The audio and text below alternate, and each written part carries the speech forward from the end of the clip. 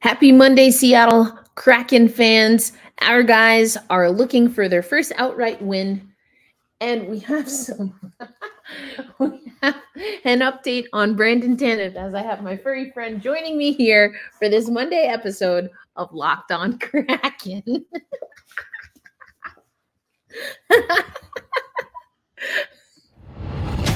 You are Locked On Kraken, your daily podcast on the Seattle Kraken, part of the Locked On Podcast Network, your team every day.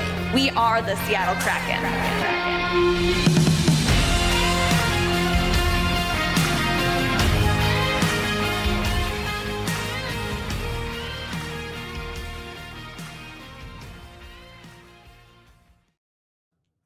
Hey, what do you say, Seattle hockey fans? Welcome to another episode of Locked On Kraken, where we bring you your favorite team every single day. My name is Ayala. I'm your host of Locked On Kraken, dog sitting for a friend of mine here, so you might see Trivers in the shot every once in a while.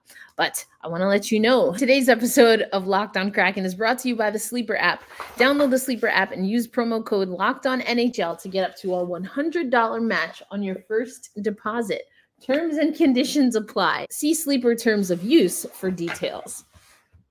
Okay, hopefully the pup will let us get through this, but we have a pretty good episode here for you on Locked On Kraken. The Seattle Kraken played their last game on Saturday, where they took on the St. Louis Blues. That's right, Trivers.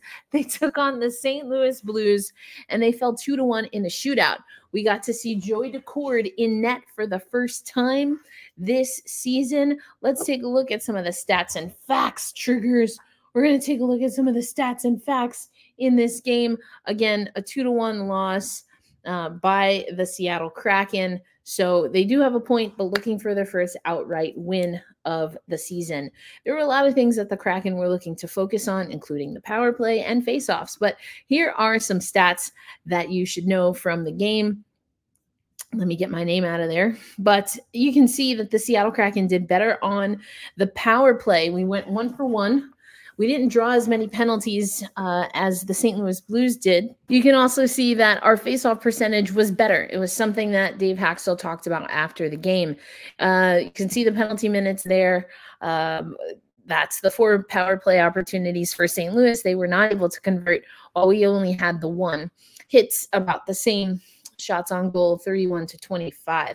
So I do think the Seattle Kraken are improving on some things. For those who were able to listen into our amazing broadcast crew on television, I did not listen to the radio broadcast. I was listening to the TV crew. But Eddie Olczyk was talking a lot, and JT Brown. They were both talking about taking the right types of penalties, and it's definitely something that I noticed in the Nashville game. And so I'm glad they brought it up pregame against St. Louis. And I think it's a little bit of discipline. And, you know, I think we're a Seattle Kraken team. We talked about this before, that we're not the most physical team.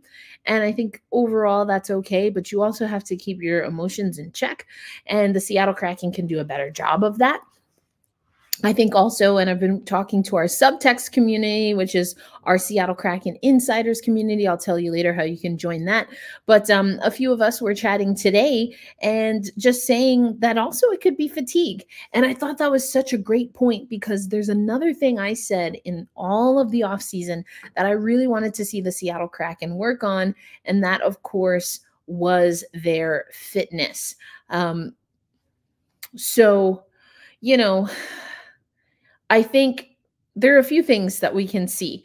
Even in 3 games, we've seen some improvements from the Seattle Kraken, and that I love to see. I absolutely love to see that they're making improvements game over game. I thought Joey Daccord looked great. Another thing that they talked about pregame was that, listen, he's a guy that can move the puck. He's a goaltender that likes to move the puck, and that his teammates are excited that, you know, that brings some potential to their offense. Not having to make that extra pass, which could be intercepted, which in that St. Louis game, I think there was a fair share of interceptions and deflections from both teams. It's still early in the season. Everyone's kind of got to clean things up. But I'm thinking, why would a team like Seattle have a little bit of a more difficulty out of the gate than other teams. A part of it, yes, I do think is preseason and training camp, but the other part is this. We have 2 seasons under our belt. This is only our 3rd season. And why does that matter? Because you've got captains, alternate captains on other teams that have been with their franchise for, twice as long, 3 times as long as that. And some guys, Pittsburgh, that have players that have been working together for 18 seasons. We don't have any of that. So when I think about us through 3 games, there are definitely some things we can clean up, but I have seen incremental improvements. I think also there's some guys that are having a little bit of difficulty figuring out how to maybe level up their game. People like Matty Beniers come to mind, Andre Burakovsky, and honestly his line, and we're going to talk about that throughout this week probably, but I'm not sure I'm really inspired by the Burakovsky line. I've told you before that the Gord line with Bjorkstrand and Eli Tolvanen, that's my favorite line right now.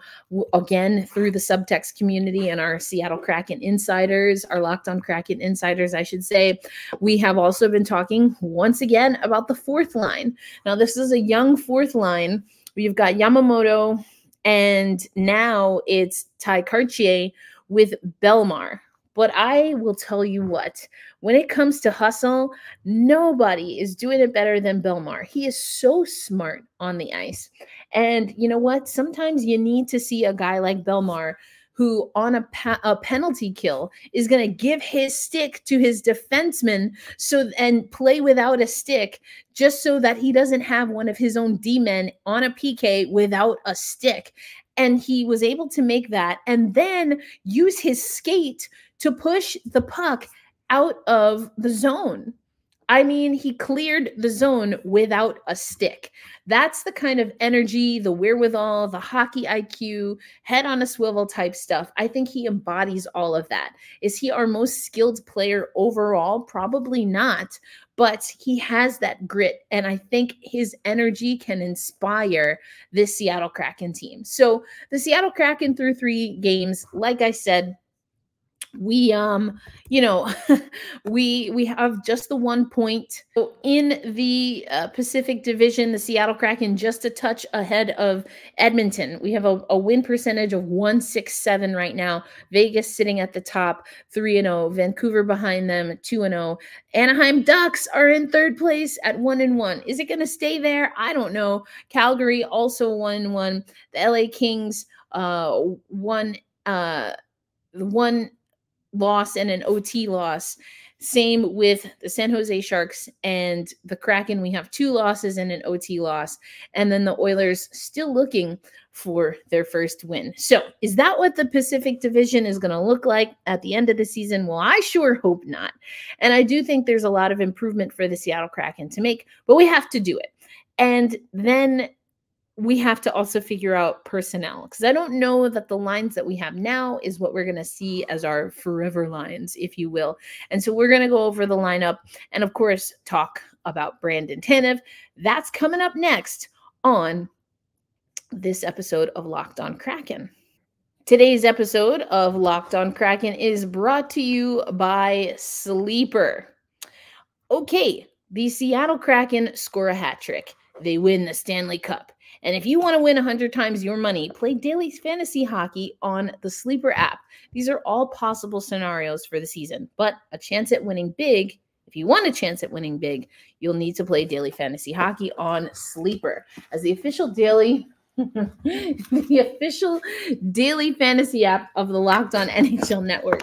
Sleeper is our top choice. Even Trivers likes it. Sleeper is our top choice for daily fantasy sports, especially daily fantasy hockey. With Sleeper, you can win 100 times your cash in daily fantasy hockey contests. So if we're thinking of players that I really think you should be focused in on for the Sleeper app, I mean, and we're going to talk about it coming up, but what about Jaden Schwartz? What about, Jared McCann? Some of our early scorers here. Even Jamie Alexiak has been looking really good. So check out the Sleeper app. And, with studs like the Kraken have, Not to mention Joey Dax looking really good alongside the NHL stars like McDavid, Ovechkin, Crosby, and Makar. All you need to do is pick more or less one stat for those stars. Choose goals, assists, saves, plus, minus, and more. You heard me, Kraken fans. You pick the stats that you want to focus in on, and you can get 100 times your payout on the Sleeper app. So start paying attention and getting your picks right so you win big.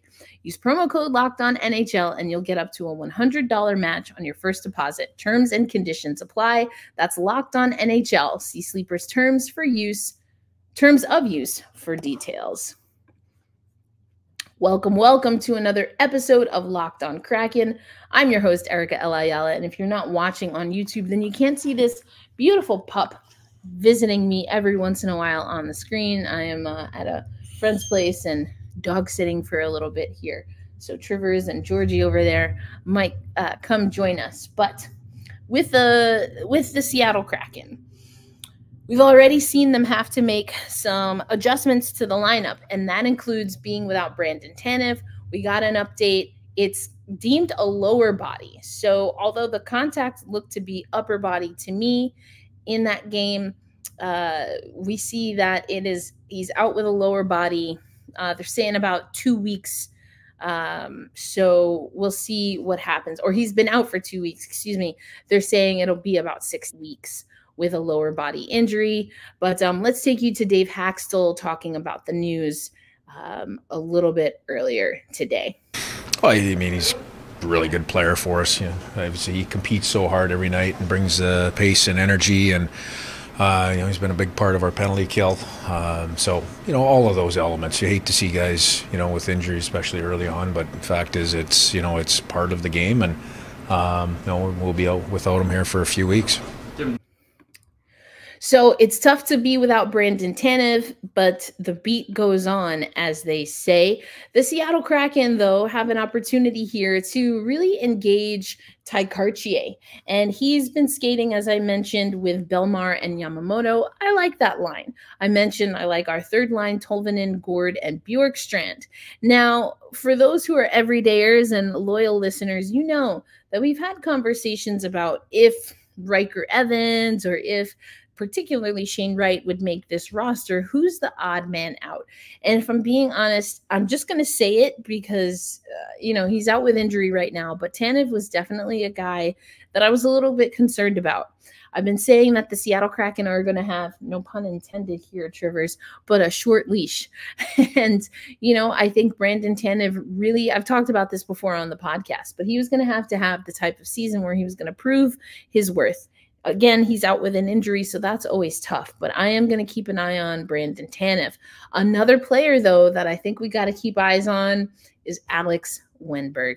If you listened to me while I was reporting during training camp and preseason, I told you that I had a conversation with, I don't want to call them insiders, but again, let's just say if you've ever come to KCI, Kraken Community Iceplex, there's the media section. And you know who sits in the media section? It's, media, but it's also personnel from the Seattle Kraken. It's all of us who cover the Seattle Kraken and give you interviews and all the great stuff. Emerald City Hockey, Sound of Hockey, Davy Jones locker room, 32 crew. Everybody's there. And then, of course, the Allison Lucans, the JT Browns, the John Forslands, the Nick Olczeks, the Eddie Olczeks, the Everett Fitzhughes. Al's joining us now. So we're all hanging there. And sometimes we have conversations. And so it's because I didn't have permission to share who exactly said what. I'll just say that any number of those people that we were talking with, we had a conversation and someone brought up that they are really keeping eyes on Alex Wennberg. And I know it's a short sample size, but I think there might be something to that. And that's kind of what I mean when I say a short leash for the Seattle Kraken. I think we're going to start to see where the Seattle Kraken need to continue to tinker and improve. They didn't do a lot. We have seen them be a little bit concerned about cap space, keeping, a roster slot open in case for cap reasons, salary cap reasons, and other things. Oh, someone's tired. Yes, good stretch. So we know that the Seattle Kraken are definitely preparing to make moves. Now it's a matter of if they're going to make moves, and if they do, what moves are they going to make? And I think we just have to keep eyes on Alex Wennberg. We need him to be more aggressive. He knows this. He wants to have more of a shoot first mentality. And I also think, though, that we have to unlock Burakovsky. Now, Eddie Olczyk and Nick Olczyk actually talked about this between our last 2 games in Nashville and then in St. Louis, that Burakovsky, there was a time or two where Eddie's always he's our shoot the puck guy. So he's always going to point out when he thinks the Seattle Kraken should shoot a little bit more. And he said that with Burakovsky. For someone who we are expecting to really anchor and be the driving force of our offense, yeah, he needs to shoot the puck more. And overall, the Seattle Kraken are shooting the puck. We're just not hitting anything, Trivers. We're not hitting anything. And that was painfully clear. There was an entire clip that the Seattle Kraken broadcast crew did in, I guess it was the 3rd period of the St. Louis game. How many people hit the post? How many near misses? And it's early in the season, so, bad puck luck, quote unquote, but you really have to, as they say, shoot. If shooters are going to shoot, and you have to keep shooting the puck. So I like that. I like what Burakovsky gives us. Schwartz, we've seen early on. Eberle, I think, is going to get us there, and Jared McCann as well. We've even seen it ended up being recalled, but, Vince Dunn getting into the action, that's always good. I think that we'll continue to see the defense get aggressive, but we have some different pairings. I think it's more or less the same. We're really just incorporating Dumoulin, right? And you've got Borgen and Alexiak, Vince Dunn and Larson, and Dumoulin and Schultz. I was not overly impressed by Dumoulin, but we'll see what happens there. And then, of course, you've got Philip Grubauer and puck-moving goalie Joey Decord. So that kind of rounds out our roster right now. But question of the day, I already sent this to the Locked On Kraken insiders, and we've been having conversation all day, but I'll let you weigh in on this also on the community tab on YouTube. But question of the day, how do you like the Seattle Kraken through 3 games? What buttons do you want to see them push? Let us know in the comments. I'll also pin the question of the day at the top. So if you want to engage there, you can do so. But coming up next on Locked On Kraken, we're getting ready for our first game day at Climate Pledge Arena. And before we do that, though, I want to make sure that we have an opportunity to talk about ways that we show up for our community. So we're going to do that coming up on Locked On Kraken.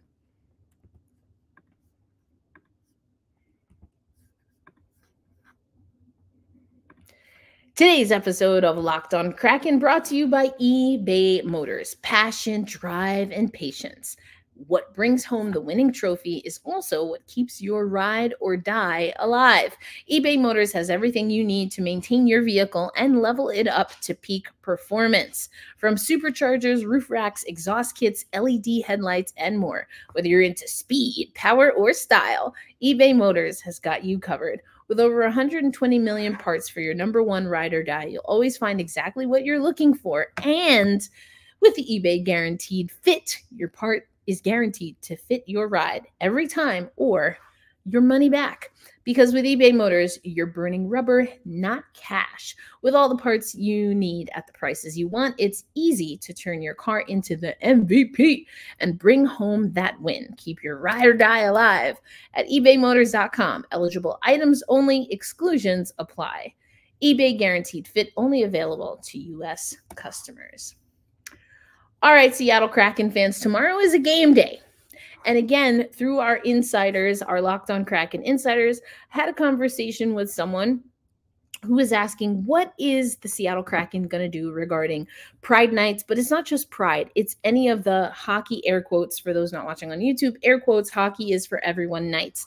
If you're not familiar, the NHL has banned Pride tape because, yes, of all the things going on in the world, multicolored Pride tape is a massive problem.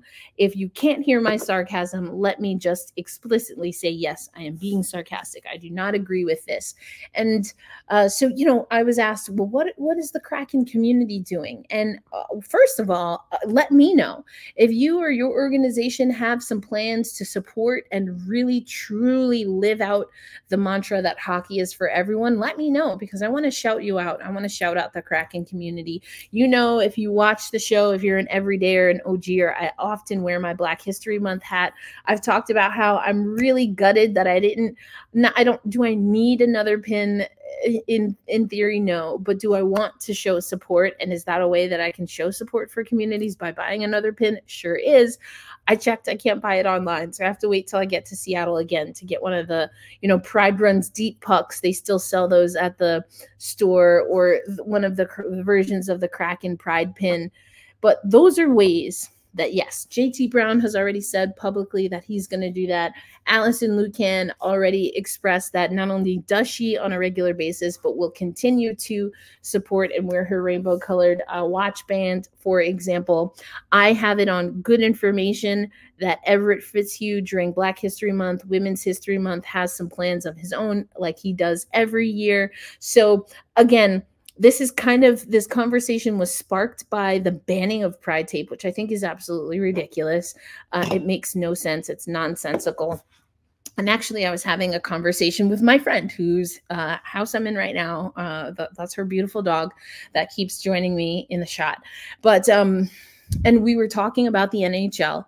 And what I told my friend is, if this is really about, again, air quotes for those not watching on YouTube, protecting the players, then what I would prefer, not just the NHL, but for any league to do, is to empower the players to be able to be expressive in whatever way they deem fit in the pregame warmups. What do I mean by that? Well, leagues like the NFL, for example, the WNBA, for example, players can wear particularly like cleats or sneakers that are not considered quote unquote regulation for games. You've also seen that with the Bauer skates, right? JT Brown, I know, has a pair. They're very rare. Hillary Knight wore them once.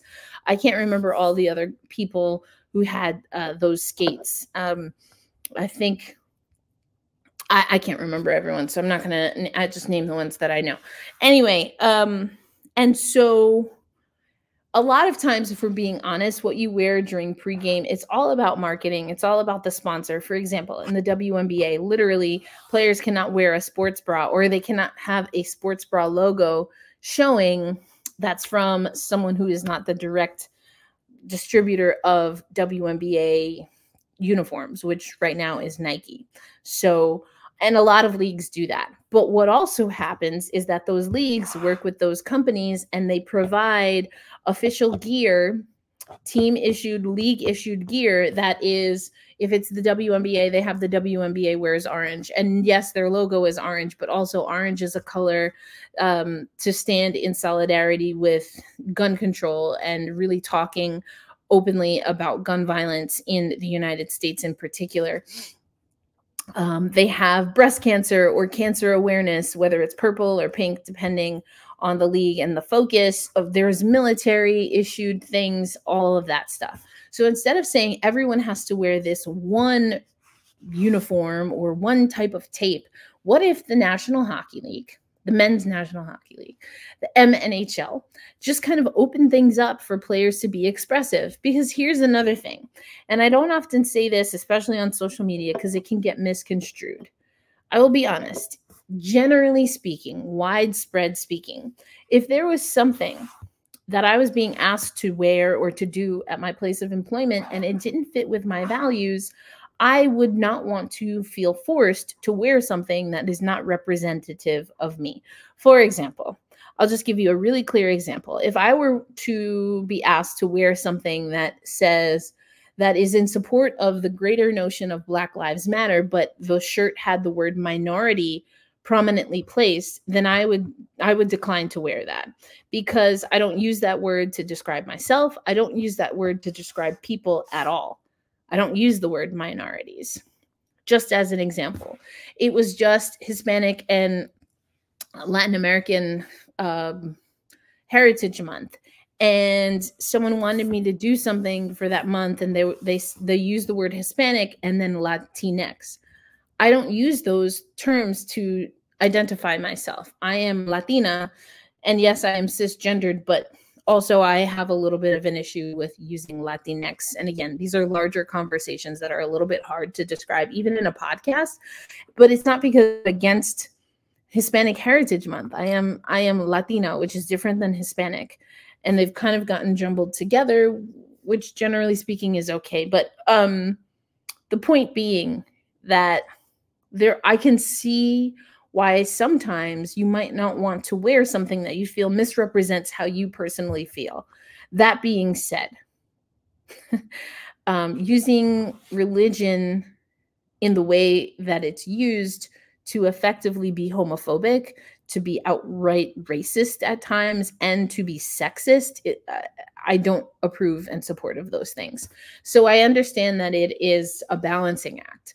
But if hockey is for everyone, I think it would be almost kind of cool for hockey players to identify where on the spectrum of hockey is for everyone they want to uplift. And some players are going to swap things out. Some players might really just focus on one thing. And some players, if we're being honest, will never wear Pride or Black History Month things. We can expect that. But I think I'd prefer that than what we have now of an outright ban. And even the language and the clapback from the league, it seems like they have a lack of understanding on why so many people are upset and distraught and see this as a step backwards, and that it's not aligned with hockey is for everyone. They really seem confused by that, and I don't understand why. But I'm sure I'll have more thoughts on this, but I know I already gave you a question of the day. How do you like where the Seattle Kraken are through 3 games? Let me know in the comments if you're watching on YouTube, on social media, and if you're a part of our Locked On Kraken Insider community, then you can use the SUBTEXT platform and text me directly.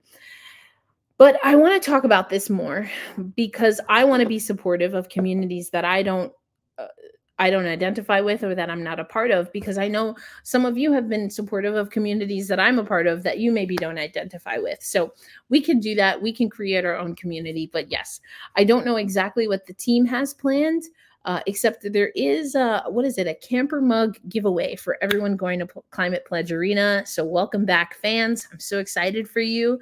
We'll talk about our game day episode tomorrow. But I hope that the Seattle Kraken, and I have confidence through the One Roof Foundation that they will continue to push certain things. That being said, and I mentioned Hispanic Heritage Night, and I think I even talked about how they were supposed to have something at Kraken Community Iceplex during the open practices, and then it kind of quietly disappeared from the schedule. And a few of us using the Locked On Kraken account talked about how we were disappointed that there wasn't more from the Seattle Kraken regarding Hispanic Heritage Month. I'm not making excuses. I don't want to sound like I'm making excuses. And I think, no, I don't want to make excuses. I know it was preseason, but also they found ways to do a military appreciation day. So it would have been nice to have something a little bit more concrete. Now, Kraken Community Iceplex did do something, and there was a skate. And I thought about going, but I had been at that rink all day for like 7 days straight, and I kind of needed a little bit of a break. So let's keep this conversation open. I don't know exactly what the Seattle Kraken have planned. They do still have some Hockey is for Everyone nights on the calendar now that we're in the regular season. I went over that in the off season, and of course I'll highlight that when we get to it. But I want to keep the finger on the pulse. So every once in a while we'll check in. And if your community is doing something, if you have a group of people that's going to games, or kind of the Pride tournament that the Kraken have is what was mentioned to me in our Kraken Insider community, let's keep in touch. So I'm excited because I think there is still opportunity. I'm also frustrated because I think an opportunity was missed to continue something that's extremely important. And I do think that you have now, like the league, hockey has further diluted what was aspirational at best to begin with by taking the stance that they have with, the specialty jerseys, and certainly with Pride tape. That being said, apparently, according to the reports that I've read, the National Hockey League is going to, quote unquote, allow, which I don't even like that word, but I guess coaches and staff can still wear ribbons they're not allowing players to wear ribbons, but coaches can wear specific ribbons, certain ribbons, certain colors. Like I mentioned, the WNBA wears orange as a color, again, for gun violence, to bring awareness to gun violence. So I'm curious to see. I don't know. Dave doesn't seem the type to me to take a question like that and run with it, but I'm curious. I guess we'll find out a little bit when we see the Seattle Kraken for the first time this regular season play at Climate Pledge Arena. I have faith. I was a little disappointed with Hispanic Heritage Month. I am very disappointed with what the National Hockey League is doing, but let's continue to embrace our community here, and hopefully Locked On Kraken is an extension of that. I've mentioned it a few times, but just for good measure, remember that you can join our Locked On Kraken Insiders community via SUBTEXT. You can text right now 918-731-3154 for a 14-day free trial of SUBTEXT, which is, again, the Locked On Kraken Insider community, insider coverage.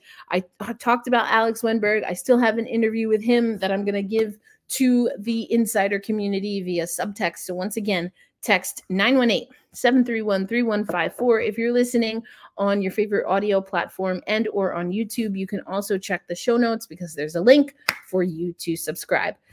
Locked On Kraken will catch you on the next episode. Until then, be kind to yourselves. Be kind. Please, please, please be kind to one another. Hold fast, stay true, and tomorrow we say loud and proud, let's go Kraken. I'll catch you on the next episode. Peace.